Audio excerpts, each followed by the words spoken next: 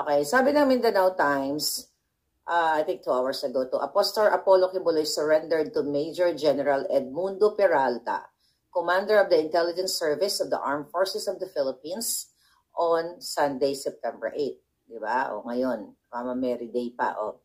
In a phone interview this evening, an Army intelligence official said Kibuloy will be brought to the ISAF headquarters in Camp Emilio Aguinaldo, Quezon City. Alright. So, nakita nyo na yung picture, di ba? So, yung iba, dito nyo nalaman. So, yan po yung breaking news. So, nagkipag-usap, ayon sa ating information, na talagang nakipag-usap si Pastor Kibuloy na susuko na siya. Okay? Dahil gusto niya nakita na kasi ng taong bayan kung gaano ka violente, kademonyo yung mga bangag. So, ayon sa ating source na talagang susurrender na si Pastor Kibuloy. Kaso, ang ginawa ni Abalos ay nagbidabidahan siya. Nakita niyo kung gaano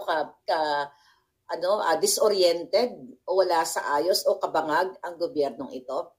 Kasi mga palangga, kumbaga, few hours nung nag-post yan si Abalos na nahuli daw. Ang sabi niya, mga palangga, sabi niya, nahuli daw wait lang, baka may nahuhuli. Okay? Nahuli daw si Pastor Kibuloy. Sa iba po yung ibig sabihin ng nahuli kaysa sa isinurrender mo yung sarili mo. Pero tignan ninyo, kung gaano ka-vobo at sabi ko nga kanina, disoriented at nag-aagawan sila ng credit. So, nalaman na ni Abalos yan ahead of time na susuko na si Pastor. Hindi yung sinabi nilang nahuli nila. Okay? So, dahil nagbidabidahan si Abalos ngayon, dahil gusto niyang agawin ng credit, tinraidor niya si Torre. Okay? Itong si Torre, actually pareho silang mga bangag, pareho mga sabog. Dahil nag-aagawan sila ng credit, siyang nag-post, diba? Nag-post si Abalos na, nahuli na, parang breaking news. Kinausap niya yung media, nag-spread siya ng information ng kasinungalingan sa media na nahuli si Pastor Kibuloy.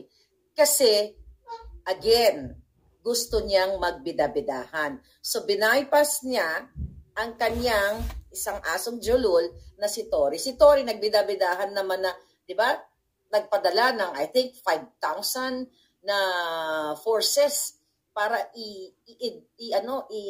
ang tawag dyan, i-extract, kasi favorite nila yan, i-extract, parang i-extract mo persaan, kidnapping, parang katulad si Lisa Tanas na nangidnap sa Turkey.